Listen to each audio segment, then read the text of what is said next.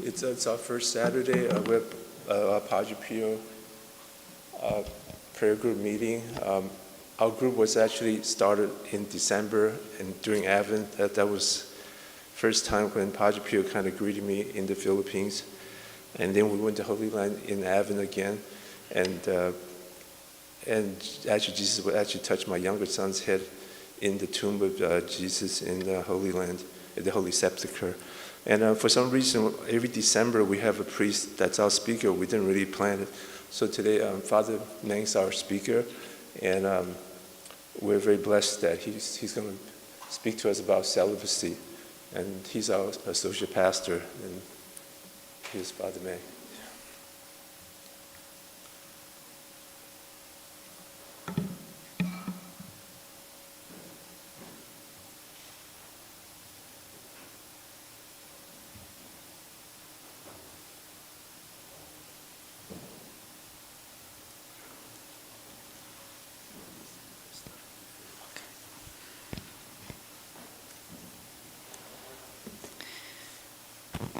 When I was asked to talk on celibacy, it was an honor, but it was also, I'm very humble because I do not claim to be an expert, even though I live in this life. There are many people who knows about theology of the body more than me, many people who studied it. So there are many things out there, maybe who are listeners, people listening online and here. Some of you may already have more knowledge than me.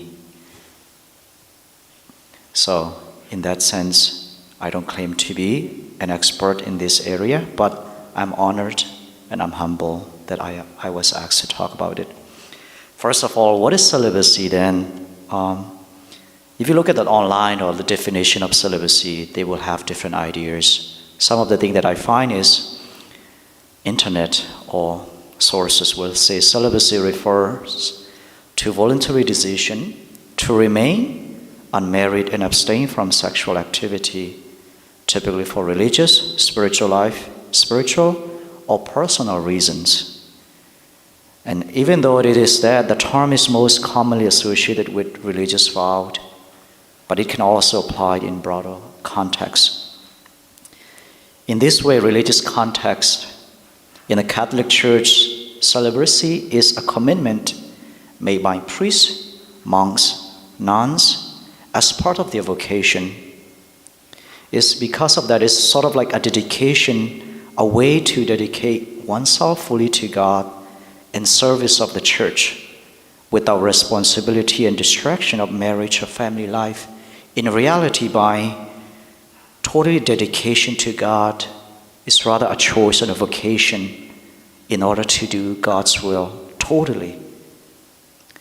And other religious traditions such as Buddhism, Hinduism, they also practice celibacy as means of focusing on spiritual growth and enlightenment, or sometimes for service.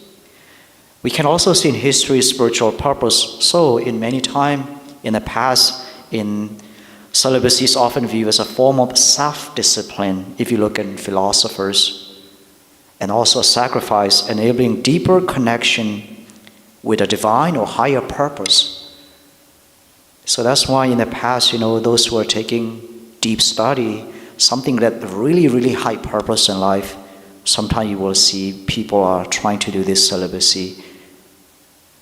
And it reflects the value of detachment and purity in many spiritual practices. How about non-religious context and outside of religious framework? Celibacy may be practiced for personal reasons, such as dedicating oneself to a career, achieving personal goals, or avoiding intimate relationship. So there are many reasons outside of non-religious context that people still use this. And it also can be voluntary and involuntary. Voluntary celibacy is a conscious and intentional choice that people made. How about involuntary celibacy?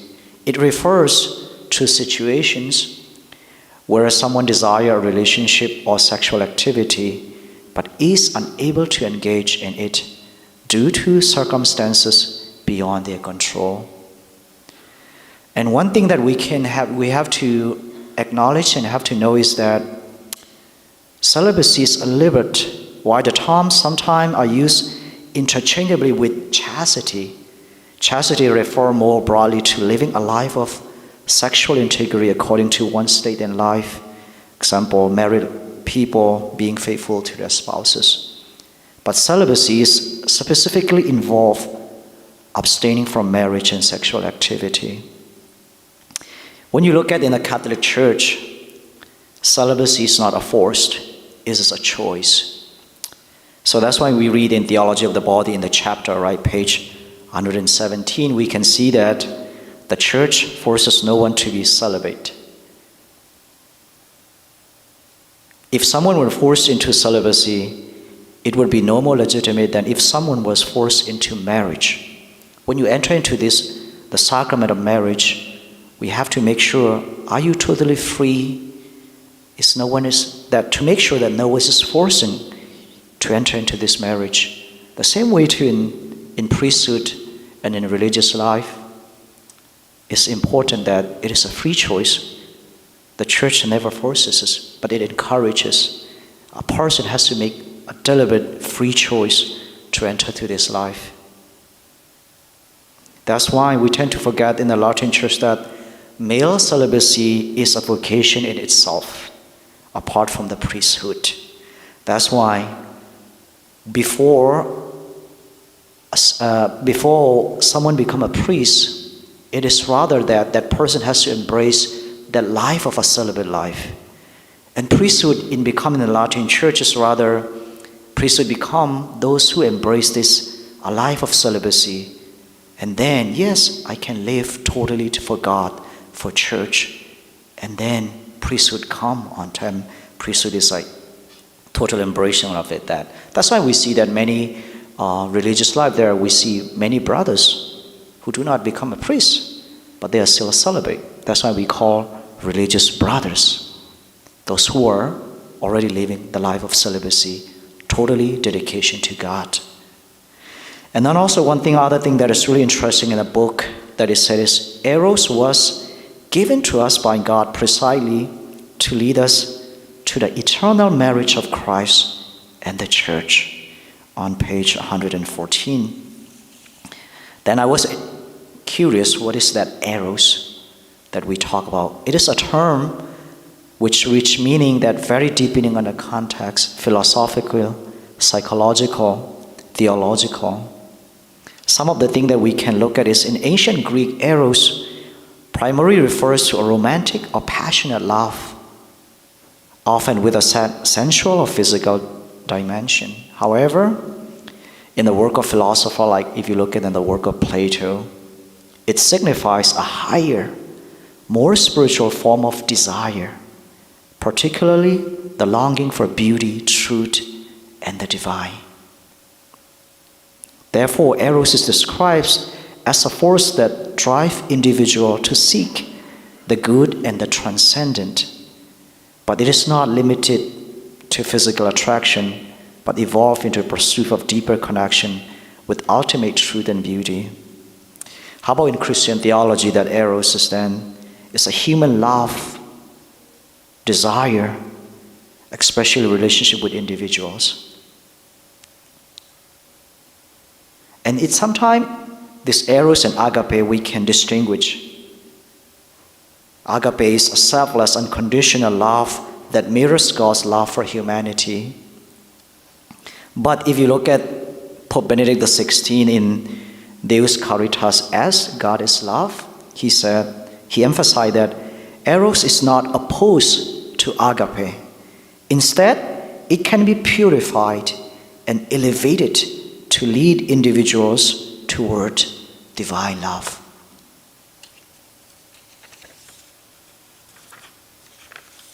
But if you look at it in the modern age, eros is often just used to describe romantic sexual attraction.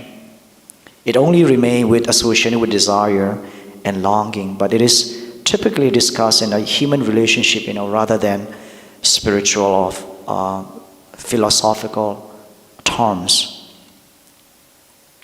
Then eros, we all experience that an edge of solitude and long to be filled. However, the longing is not finally and completely satisfied simply by union with another human being. St. John Paul II says that if eros is truly a cry of our hearts for infinite, then the marriage we really desire is the one already promised us, the marriage of the Lamb. Sometimes people may say that, oh, priests, sometimes they say that, priests, and especially when they look at seminarians, oh, you're choosing a life that will be very lonely, there will be longing. And in reality, married people are still lonely sometimes. And even though you have this living this marriage life, there's a part of loneliness, there's a longing for it, and that can be only filled by the love of God. Therefore, whether priesthood, celibacy, and married life, we are all called for the marriage of the Lamb. That's why we say that, like, when the Pharisees and all this scribe come and like try to ask Jesus, right? All these like brothers marry the same woman. That woman, who does she belong to? And Jesus said, there will be no marriage like on earth in heaven. Because in heaven, we will have the marriage of the Lamb. That would be enough for us. But here on earth, we need that. But in heaven, there is no marriage except for the marriage of the Lamb. Then a life of vocation or celibacy, a call, a life of holiness. St. Paul asks, he writes that each has his own spiritual gift from God. And therefore we have to ask ourselves, what is that gift that God gave us? And what is the vocation that God is calling us? That's why in the Theology of the Body, that in the book in Celibacy, in page 123, it says, we must carefully and prayerfully discern which gift God has given us. Subjectively speaking, the better vocation is the one God calls us to as our own personal gift. If marriage is your gift, rejoice. This is your path to heaven. If celibacy is your gift, rejoice. This is your path to heaven. That's why whether celibacy or marriage, love is the fundamental and innate vocation of every human being. And that's why we come to realize that there are two specific ways of realizing this vocation of the human person in its entirely to love. How do we live? Marriage, life of virginity, or celibate life?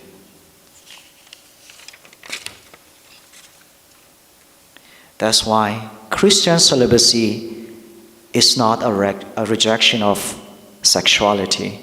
Rather, Christian celibacy reveals that the ultimate fulfillment of solitude is found only in union with God.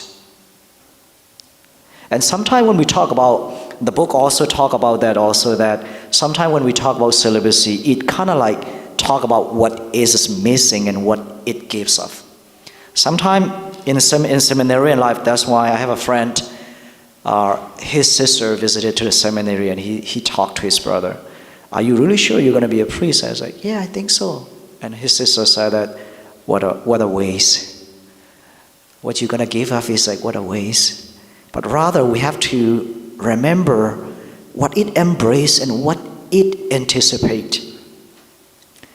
Celibacy embrace and anticipate the heavenly marriage. Christian celibacy is like a self-giving of human person wedded to God Himself. Anticipate this eternal union with God and points the way of the future. And that's why we can say that celibacy is, yes, exceptional calling, because marriage remain normal or natural.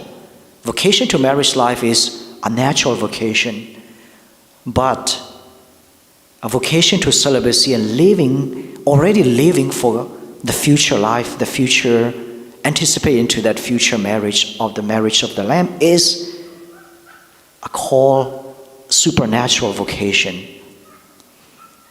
Because everybody is called for natural vocation, this marriage. But there are some people who are called for that supernatural vocation, already living on earth, anticipate into that marriage with the Lamb that is to come. Then people might think that, well, then is it celibate life and priest life and monks and nuns? Is it better? And marriage is lesser, and celibate life is holier and better. Yes, there's a part of better and holier, but we have to be very careful when we talk about that. It is better. It says on page 122, beautifully, the book beautifully said that it is better not because of celibacy itself, but because it is chosen for the kingdom. It is better in a sense that the heavenly marriage to which celibates devote themselves more directly. That's why it is superior to the earthly marriage. That's why Christian celibacy gives those who live it authentically an even more intense foretaste of communion to come with God and with all the saints. That is what it represents. That is what it anticipates, what is to come. And another time is also that we have to think why the church asked his heart priest and religious life this way of living.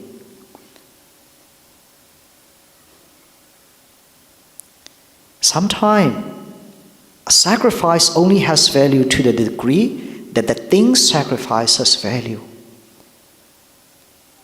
The church doesn't ask her priests and religious life, those who are living that religious life, not because marriage and sexual life is a bad thing, but in reality it's a very good thing.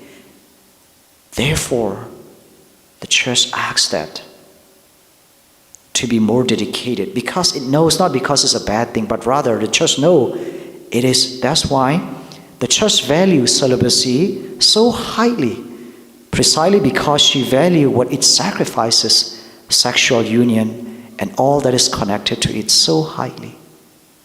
That is why when I give my life for the church, I don't stop. How do I put it? I still have that attraction to marriage life and family, especially on Sundays when I see families, when they come with their family, kids. I know what I'm missing. I know what I give up. But in that reality, it's like, I love family life. I want to have my own kids. But I gave up what I love for God and the church. And in that sense, it is like giving up what you love. When you want to give, imagine that in your life, who do you love the most? When you try to give a gift to that person, you don't want to give a gift to that person, something that is not valuable. But the greater the gift is, it shows the higher your love, how much you love. So in giving this family and marriage life, it rather shows my love for the church and my love for God.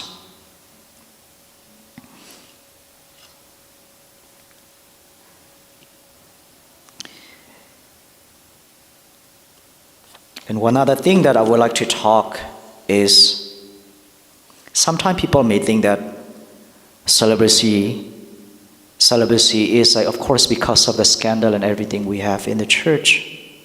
In reality, celibacy does not cause sexual disorder. Sin does.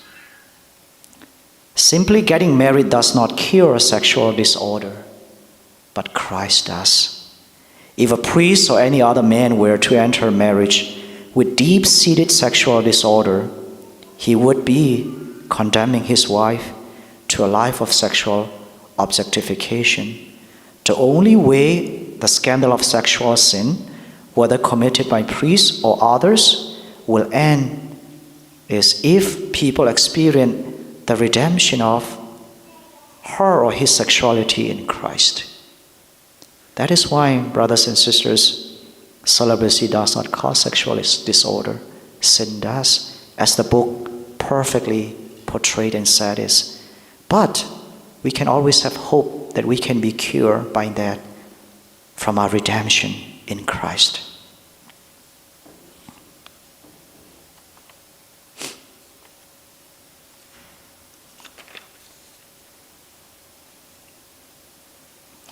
And then the last thing that I would like to talk about is the difference between, in book page 119, I really love what it says here. The difference between marriage and celibacy must never be understood as a difference between having a legitimate outlet for sexual lust on the other hand and having to repress it on the other. Christ called everyone, no matter his or her particular vocation, to experience redemption from dominion of lust. So in that sense, we are all to live a holy life, whether marriage or celibate life. As a young priest, my love and my zeal will be so strong that, for example, even though I'm attracted to when I see a beautiful woman, I don't go up and try to hug and kiss her. But I was like, I understand who I am, the life that I chose. Therefore, even though attraction is there, I renounce it. It is important to understand rejection versus renouncing. I cannot reject it. Its reality is there. The people who reject their emotion, that they have a human attraction, those who reject it, it come out with an unhealthy way of outlet. When I realize it, I look at it, yes, but I renounce it. The same way too in marriage life also, you are called to live a holy life. Sometimes married people, you still also have to live that holiness. Yes, you are living in this marriage life, but you are called to live a holy life even in your own marriage life. Husband and wife, you may have another woman that attract your attention, that attract you, but you have to accept it, yes, but renounce it because I am married to this woman. I'm married to this husband. Therefore, I have to renounce that. And in that renunciation, it shows a commitment, the life that you have chosen, and we are all called to live a holy life. Therefore, celibacy is not a rejection of desire, but rather anticipation of the future glory, the future life we have to do. We have to live in the future life. That's why I can keep going on, but it is difficult to talk this subject in a short moment. It's a lot to talk about it, and I'm still living it, so in the beginning, as I claim, I'm not an expert, but this is the life that I'm living, celibate life. So pray for your priests, pray for your sisters, pray for the religious brothers and sisters, and many people who are also living on earth. It doesn't matter what kind of your sexual identity or your attraction. The bottom line is, it doesn't matter. We are all called to live a holy life. That means whether sexual identity, even for those have sexual disorder, they still also have to live this holy life. As a priest, I have to live this life with holiness. In a marriage life, people in marriage life have to live their marriage vocation for holiness. And even single life and people who are unmarried people, and there's people who are unable to marry because of different circumstances, they too have to live a holy life. Holiness is universal call, universal vocation. And priests in the Latin Church and our Roman Church, we live that holiness, the life of holiness, in a different way. Celibacy and marriage life, you guys live in a different way. And we all are called to live one vocation to live because God is holy. Therefore, we are called to be holy. And to end, I said again, please pray for us. And we too pray for you, so that we need to pray for each other, that we may live our own vocation fully, joyfully, fruitfully. Imagine that if you go out and you live a married life and you don't live that joyfully, fruitfully, freely, that cannot be attractive. Our vocation has to be attractive. Of course, we don't need to pretend, but in reality, our vocation has to be fruitfulness. There has to be fruitfulness. There has to be a joy. There has to be a love. In order to do that, though, we need God. We cannot live our vocation with joy, with fruitfulness, with freedom in our own. We need God. Therefore, let us ask God, Lord, give us your grace, that we may live in our own vocation, whether celibate life or married life or single life, that we may live our life fruitfully, so that we will come into heaven and be ready for that heavenly marriage with the Lamb. Thank you very much.